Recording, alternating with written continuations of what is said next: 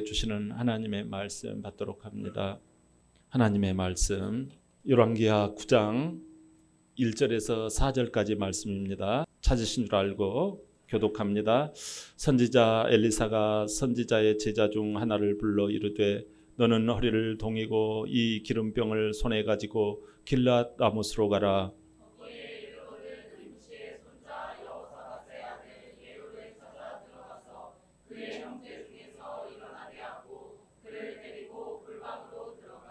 기름병을 가지고 그의 머리에 부으며 이르기를 여호와의 말씀이 내가 내게 기름을 부어 이스라엘 왕으로 삼노라 하셨느니라 하고 곧 문을 열고 도망하되 지체하지 말지니라 하니 청년이 길랏 라모스로 가니라. 아멘. 오늘 말씀의 제목을 같이 고백합니다. 다 같이 시작. 지난주 하나님의 사람 엘리사 선지자가 아람 나라 하사엘을 이렇게 빤히 쳐다보면서 쏘아보면서 눈물을 흘리지요. 왜 그 사람 얼굴을 쳐다보면서 하나님의 사람이 눈물을 흘렸을까요? 그것은 두 가지 이유예요. 먼저 그 사람 개인이 얼마나 악한 죄를 저지를까 하는 것이 보였기 때문에 그래요. 또 하나로는 왜 그랬을까요? 이 사람을 통해서 하나님의 나라, 교회 공동체인 이 하나님의 나라 백성들인 이스라엘 공동체, 이 이스라엘 공동체가 당할 고통을 생각하니까 눈물이 흐르는 거예요. 하나님의 백성, 이 이스라엘 백성들은 하나님의 은혜를 체험할 뿐 말씀에 순종하지 아니하고 자기 환경 타령하면서 자기 길을 그냥 가는 거예요. 하나님께 돌아오지 않는 거지요. 하나님을 멀리한 거지요. 그래서 이 하사엘을 통해서 얼마나 큰 고난을 이 교회 공동체, 이스라엘 공동체가 당할 것인가를 미리 보면서 우는 거예요. 하나님을 나의 구주로 믿고 하나님을 왕으로 모시는 이 이스라엘이 어느샌가 하나님을 멀리 떠나버린 거예요. 그래서 이 엘리사 선지자는 이 하사엘을 쳐다보면서 두 가지 의미의 눈물을 흘렸던 거예요. 오늘 하나님의 말씀은 지난 시간 아람 나라에 가서 말씀을 전해서 하사엘이 왕이 되어지죠. 아람 나라. 그러니까 하나님께서는 그 나라 백성이 말을 안 듣으니까 다른 나라까지 가가지고 하나님의 일을 행하시는 열방과 세계의 하나님이라는 것을 우리가 지난 시간에 교훈을 얻었어요. 자, 오늘 이어 북이스라엘에 다시 돌아와요. 그러면서 하나님의 메시지를 전달을 해요. 근데 문제는 지금 이 엘리사 선지자가 나이가 들어간다라는 거예요. 나이가 들었어요. 그래서 힘이 많이 딸립니다. 어떻게 보면 짐이죠. 하나님의 말씀을 메시지를 은밀하게 전해야 되는 이 짐, 무거움이죠. 말씀을 여러분들 그냥 전하는 것이 물론 즐거울 때도 있지만 때로는 짐처럼 무거울 때가 있어요. 그래서 자기가 가르친 제자 중 한 명을 불러요. 본문 1절에 보니까 선지자 엘리사가 선지자의 제자 중 하나를 불러 이르되 너는 허리를 동이고 이 기름병을 가지고 길랏 라모스로 가라. 기름병을 가지고 하나님의 임명장을 운반해 가지고 이런 뜻이에요. 길랏 라모스로 가라. 길랏 라모스로는 왜 갑니까? 여러분, 이 허리를 동인단 말은요, 마음의 태세와 이게 준비를 마음을 단디 먹고 이제 이런 뜻이에요. 그러면서 왜 길랏 라모스로 가라고 하는가 하는 거죠. 길랏 라모스는 예전에 한번 여러분 들으셨는지 모르겠지만 여기 지역은 사통 팔달 지역이에요. 교통의 요충지예요. 저기 신갈과 같이 요단 동편에 있는 신갈 지역과 같은 교통의 요충지예요. 거기를 지나가면요 아람 나라도 가고 뭐 북이스라엘, 남유다 뭐 어디든지 막 여기가 그러니까 어떻게 보면 국경적인 요새예요. 국경의 요충지예요. 교통의 요충지, 군대의 요충지가 바로 이 길앗 아모시, 여기를 서로 차지하려고 대치하고 있는 거예요. 이 북이스라엘과 아람이 대치를 하고 있고 이 싸우는 것이에요. 여기에서 안타까운 것은 이 북이스라엘 왕 요람 왕 또는 여호람 왕이 여기에서 전투를 벌이다가 상처가 입어가지고 지금 누워 있는 중이에요. 요람이 누군가니 우상 숭배를 많이 했던, 최고로 했던 왕이 누구죠? 북이스라엘의 아합 왕. 그리고 그 악독한 그 아내가 누구죠? 이세벨. 이 아합과 이세벨이 낳은 둘째 아들이에요. 근데 이 길앗 아못에서 지금 대치 중이고 왕을 대신해서 중요한 일을 감당하고 있는 이 예후 장군, 북이스라엘 이 힘 있는 예후 장군에게 달려가서 골방에 은밀하게 이 일을 기름을 붓고 확 사라져라는 거예요. 이 기름을 붓는다라는 것은 하나님의 임명장이거든요. 뭘 임명하는가? 기름을 붓는 행위에는 왕에게 기름을 부어요. 선지자에게 기름을 부어요. 제사장에게 기름을 붓거든요. 근데 이 예후에게는 선지자가 되라고 기름을 붓는 게 아니라 이 시각부터 당신은 왕이다. 하나님의 임명장을 운반해 준 거예요. 이건 하나님의 선포예요. 여러분 지금 왕이 살아있어요? 죽었어요? 살아있어요. 그러면 뭐 해라는 거예요? 어떻게 보면 이거 반역이에요. 반역. 그 반역을 누가 시켰다? 그렇죠. 이 심상찮, 자칫 자기 목이 날아가는 거예요. 그 일을 누가 한다? 골방에 들어가가지고 엘리사가 하는 게 아니라 제자가 한다라는 거예요, 여러분. 제자는 아들로 취급을 합니다. 우리 디모데가 그러잖아요. 바울 사도의 그 신약에 와가지고 바울 사도의 유명한 내가 믿음으로 낳은 아들 디모데야 그러잖아요. 내가 죄를 친 아들이 아니에요. 근데 아들과 같이 내가 신뢰하고 내가 내 이야기를 다 한다라는 거예요. 여러분 제자는 아버지의 말씀을, 아버지의 그 말씀의 짐을 그대로 운반하는 자가 제자이고 아들이에요. 자, 오늘 궁금한 게 있어요. 엘리사 선지자는 하나님의 뜻, 이 말씀을 어떻게 전달받게 되었을까요? 또 하나로는 북이스라엘 아합 왕은 우상에 찌든 왕이잖아요.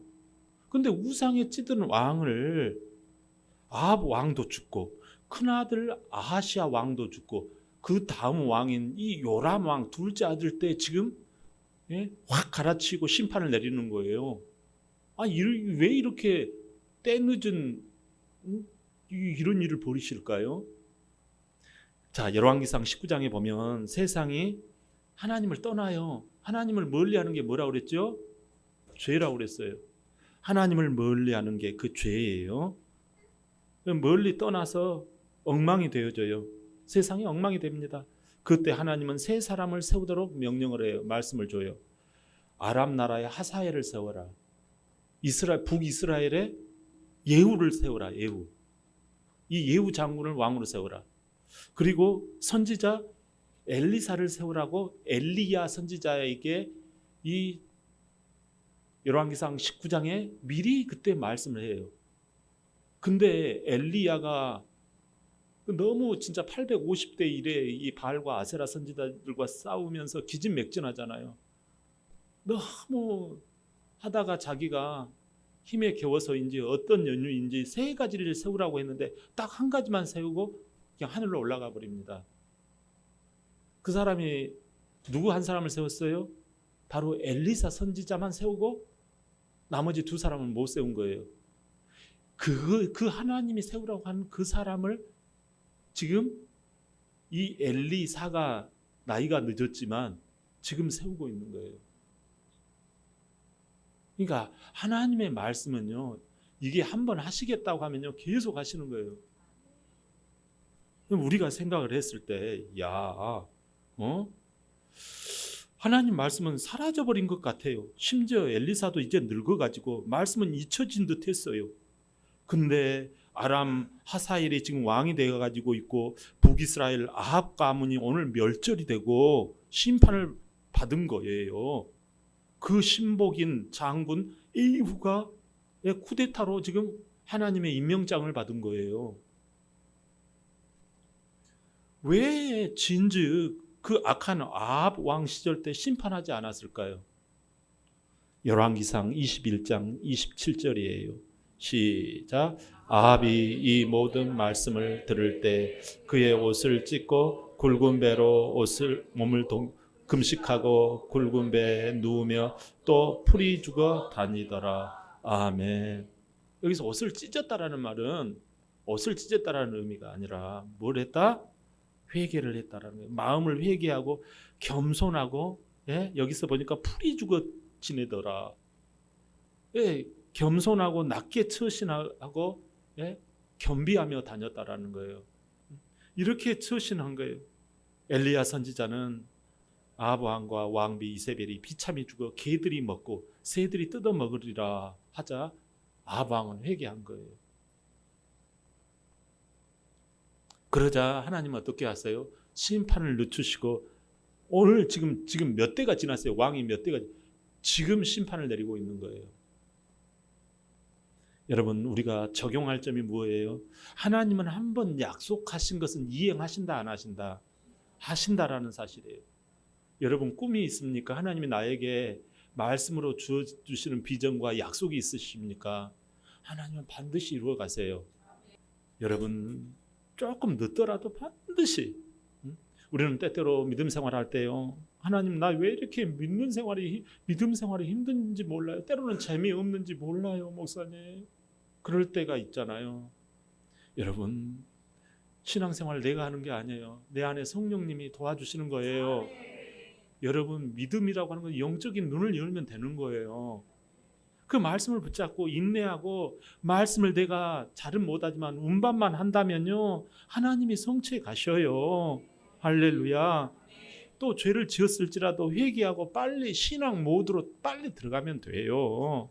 그러면 불쌍히 여기시는 하나님이, 심판을 미루시는 그 사랑의 하나님이 우리를요 긍휼히 여기시는 줄 믿습니다. 에레미야 29장 11절 시작. 여호와의 말씀이니라 너희를 향한 나의 생각을 내가 아나니 평안이요 재앙이 아니니라 너희에게 희망을 주는 것이니라. 아멘. 여러분, 많이 들으셨을 거예요. 아프리카 속담에 이런 이야기가 있어요. 빨리 가려면 혼자 가라. 그러나 멀리 가려면 어떻게 하라? 함께 같이 가라. 이런 말 여러분 들어보셨지요? 이 히말라야 그 지역에서 복음을 전하시던 선교사님이 한 분이 계셨어요. 그날따라 정말 그 히말라야에서 내려오는 눈보라에 앞을 갈 수가 없을 정도예요. 그래가지고 꾸역꾸역 그 진짜 오지 마을에 고지 그 지대에 복음을 전하러 그 선교사님이 눈보라를 뚫고 가는데 앞이 안 보일 지경에 한참 가다가 보니까 눈에 덮여 있는 한 사람이 있는 거예요. 그래가지고 그 눈에 덮여 있는 사람 눈을 털고 이렇게 보니까 조금 체온이 있는 거예요. 아, 이 사람 어떻게든지 내가 살려야 되겠다 해가지고 이 눈길을 업고 꾸역꾸역 걸어갑니다. 얼마나 무거운지 막 힘이 듭니다. 한참을 가는데 뒤에서 뭐가 씩 지나가는 거예요. 그래가지고 뭐가 씩 지나가는가 하고 봤더니 그 오지 마을에 어떤 사람이 혼자서 그냥 힘드니까 쌩 지나가는 거예요. 자기는 그 사람 업고 가면서 지금 죽을 둥 살 둥 하는데, 근데 그렇게 해가지고 컴컴한 밤이 돼가나 싶은데 저쪽에 뭐가 또 시커먼 게 있는 거예요. 한참 올라가다 보니까 저기 낭떠러지에 저기 떨어져 있는 사람이 아까 지나가는 그 사람 같이 보이는 거예요. 이 눈보라 태풍이 막 닥치니까 이 사람 혼자 가다가 그냥 확 그냥 해가지고 저기 낭떠러지에 떨어져가지고 비참하게 죽어 있는 거예요. 자기는 지금 이 사람은 낑낑거리면서 다리가 후들후들 걸리면서 뒤늦게 마을에 도착해 보니까 자기 온몸은 땀에 젖어 있는 거예요. 이 사람도 보니까 숨을 헐떡이고 있는 거예요. 자기가 체온으로 이 사람을 살린 거예요. 나도 이 사람 덕분에 태풍에 안 불리져도 이 눈보라에 휩쓸려 가지 않은 거예요. 여러분, 선교사의 등에 짐처럼 힘들었지만 이 사람이 체온으로 서로 간에 숨을 유지하게 만들었다라는 거예요. 저와 여러분, 지금 내가 업고 가는 짐이 무엇입니까? 바로 하나님의 말씀이어야 할 줄 믿습니다. 내 삶의 곳곳에 하나님의 말씀을 운반하시기를 바랍니다. 여러분, 우리의 가정에 하나님의 말씀을 업고 가시기를 바랍니다. 여러분, 여러분의 비전과 꿈과 목적과 계획에 하나님의 말씀을 업고 가시기를 바랍니다. 여러분, 친척과 또 여러분 친구 모임 가운데 하나님의 말씀을 운반해 가시기를 바랍니다. 여러분, 그러나 여러분이 운반해 갔다고 하는, 여러분이 업고 갔다고 하는 여러분 그 말씀이 실상은 그 말씀이 여러분을 업고 가시는 줄 믿습니다. 여러분을 살리시는 줄 믿습니다. 여러분을 숨쉬게 하는 줄 믿습니다. 여러분을 생명으로 인도하는 줄 믿습니다. 열왕기하 5장 20절이에요. 열왕기하 5장 20절 시작. 하나님의 사람 엘리사의 사환 게하시가 스스로 이르되 내 주인이 이 아람 사람 나아만에게 면하여 주고 그가 가지고 온 것을 그의 손에서 받지 아니하였도다. 여호와께서 살아계심을 두고 맹세하노니 내가 그를 쫓아가서 무엇이든지 그에게서 받으리라 하고. 아멘. 자, 여러분, 이 내용요. 여기서 하나님의 사람 엘리사의 제자처럼 보이는 사람이 누가 나와요? 그렇죠. 게하시가 나와요. 자, 여러분, 근데 이 게하시를 향하여 뭐라고 부르죠? 사환이라고 불러요. 여러분, 사환은 뭐예요? 심부름꾼이라는 의미예요. 사환이. 아시죠? 이 심부름꾼 사환 게하시라는 말이 심상치 않아요. 무엇 때문에 그럴까요? 게하시는 아들처럼 아버지의 말씀을 운반하는 자가 아니라는 거예요. 왜 제자 게하시라고 하지 않고 사환 게하시라 했느냐라는 거예요. 지금 여러분, 유명한 이 엘리사 밑에서 일할 정도면 게하시는요 굉장히 능수능란한 사람입니다. 아무나 그 밑에서 심부름 못해요. 말과 일처리에 능수능란한 사람이 이 게하시예요. 근데 왜 사환이라 했느냐라는 거예요. 지금 이 내용, 여러분, 이 내용의 실마리 뒤에가 뭐가 있느냐면 이거예요. 그는 자기 꿈과 욕심을 운반하는 사람이었기 때문에 그러는 거예요. 자기의 큰 꿈이 있는 거예요. 그것을 위해서 말씀을 이용하는 거예요. 여러분, 게하시는 아들처럼 아버지의 말씀을 운반하는 것이 아니라 자기의 꿈과 욕심을 운반하고 있었다라는 거예요. 말씀을 운반하는 척하며 이 나만 장군한테 2벌 옷을 꺼내옵니다. 그리고 2달란트의 돈을 받아냅니다. 결국은 선지자의 제자요 선지자의 아들이 되지 못하고 게하시는 사환일 뿐이에요. 사랑하는 여러분, 어둠의 세력은 우리를 집어삼키려고 해요. 하나님 말씀을 따르는 그 짐을 지게 하는 것이 아니라 그 하나님 말씀을 따르면 그게 죽을 것 같아. 내가 그걸 내가 도저히 못할 것 같아. 불신앙이 확 드는 거예요. 그걸 누가 그렇게 우리의 마음을 물들게 한다? 사단 마귀가. 여러분, 내 삶에 물이 없어서 갈증이 일어나는가요? 아니에요. 여러분, 내 삶에 물을 마시고 있어요. 근데 그 물이 무슨 물이다? 흙탕물이라는 거예요. 물은 많아도 생수가 없는 거예요. 생수가 뭐예요? 말씀이에요. 여러분, 흙탕물은 물이 아니에요. 말씀에 의지한 그 물이 아니라 내 목적 그 물을 내리려고 그냥 하는 거예요. 모든 인생이 내 목적을 위해서 말씀을 그냥 옆으로 그냥 대수롭지 않게 그냥 듣는 거예요. 그러다 보니까 어떻게 되어져요? 결국은 인생 침몰하고 모든 사람이, 예? 대한민국이 이렇게 지금 선진국이 되었다고 하지만 사람들의 눈빛은 다 퀭합니다. 왜 그래요? 물을 안 마셔서가 아니야. 흙탕물이야, 그 물이. 여러분, 진짜 생수는 하나님을 가까이 하는 거예요. 말씀의 물인 줄 믿습니다. 내가 주는 물은 너희에게 목마르지 아니하다고 예수님은 말씀하세요. 여러분, 그래서 모든 인생이 한 번 죽고 또 죽음으로 들어가는 거예요. 요한복음 1장 14절을 볼까요? 시작. 말씀이 육신이 되어 우리 가운데 거하심에 우리가 그의 영광을 보니 아버지의 독생자의 영광이요 은혜와 진리가 충만하더라. 아멘. 세상이, 여러분, 세상에 하나님 말씀으로 빛이 있으라 하매 빛이 있었고 이거 알고 계시잖아요. 말씀으로 세상을 창조했다고. 빛이 있었던 것처럼 우리됨의 그 DNA, 그 요소가 뭐냐면 말씀이에요. 근데 이제 내가 사람 만들어졌다고, 이제 내가 사람 됐다고, 예? 보암직하고 먹음직한 걸로 가버려요? 말씀을 멀리해요? 사람 되면요 말씀을 운반하는 자예요. 예? 우리 세상 곳곳에다가 하나님 말씀을 전달자예요. 예? 우리는 하나님의 트러커예요. 우리는 하나님의 말씀을 실어 나르는 자예요. 그런데 내 마음에 말씀이 없어. 지금 뭔 말씀이 없어. 로고스는 있을지 몰라도 레마가 없어. 나에게 주신 하나님의 레마. 여러분, 우리 하나님께서 우리에게 말씀을 주시고 말씀을 우리 안에 심어 주셔서 생육하고 번성하고 정복하고 다스리라. 이게 우리됨이에요.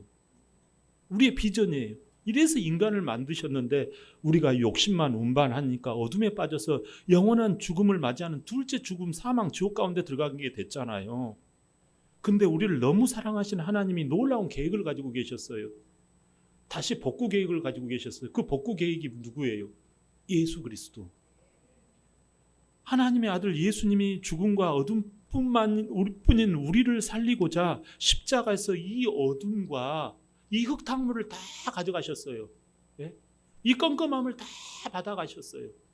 그래가지고 이 죽음의 짐을 다 짊어지시고 다 해결해 주셨어요. 할렐루야. 다시 부활하셔서 생명의 짐이요 숨쉬며 살만 나는 짐이 무엇이에요? 말씀. 말씀을 우리와 동행하도록 말씀이 육신이 되어 우리 가운데 거하시려고 오신 분이 예수 그리스도. 그래서 우리가 말씀을 받으면 예수님이 우리 속에 들어와 계시는 거예요. 그래서 말씀과 동행하고 우리는 말씀의 운반자가 되는 거예요. 그러면 말씀 따라 뭔 일이 벌어져요? 최초의 생육, 번성, 충만, 정복, 다스림이 일어나는 줄 믿습니다. 여러분, 그래서 믿는 자는 계속 고! 예? 지치지 않아요. 하나님께서 우리는 싱싱카가 되는 거예요. 우리는 하나님의 성령이 막 뒤에서 불어줍니다. 이것을 선물로 받으려면 어떻게 해야 해요? 예수님을 나와의 관계를 맺어야 해요. 관계. 무슨 관계? 주님과 종의 관계를 맺어야 해요. 아멘. 신앙은 관계예요. 관계. 주님과의 관계를 잘 맺어야 친밀한 관계. 그러면 말씀으로 오신 예수님이 내 속에 생명을 얻되 풍성히 얻는 인생이 되게 하실 줄 믿습니다. 할렐루야. 여러분, 비록 현실은 달라진 거 하나도 없어요. 그럴지라도 말씀을 운반하시기를 바랍니다. 말씀을 자꾸 주장하고 내 삶에 운반하고 적용할 때 놀라운 하나님의 역사하심이 일어나는 줄 믿습니다. 여러분, 혹시 번지점프 아세요? 번지점프 해본 사람 있나요? 번지점프 할 때 여러분 뭐가 붙어 있어요? 생명줄이 붙어 있어요. 길다란 줄이, 번거롭고 무거운 줄이 달라붙어 있습니다. 이 줄이 귀찮은 나의 짐이라고 여겨서 아저씨 이 줄 좀 잘라주세요. 이 줄 좀 작고 가벼운 걸로 좀 해주세요. 이렇게 하시는 분 계세요? 여러분, 말씀이 바로 번지점 줄이에요. 말씀의 줄이 길수록 여러분 안방까지, 여러분 생업의 현장까지 말씀이 운반되어지는 곳에 역사가 일어나는 줄 믿습니다. 말씀에 붙잡혀 운반하는 곳까지가 내 영역이 되고 내 생명선이 뻗치는 영역이 되는 줄 믿습니다. 추락하는 것처럼 때로는 두려워요. 내가 말씀 따라 이렇게 가다가 죽는 거 아니냐? 안 죽어요. 여러분, 우리를 살리는 게 말씀인 줄 믿습니다.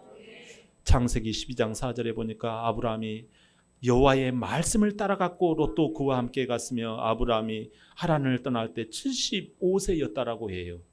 말씀을 끝까지 운반했기 때문에, 말씀을 따라갔기 때문에 여러분, 아브라함은 믿음의 조상이 된 줄 믿습니다.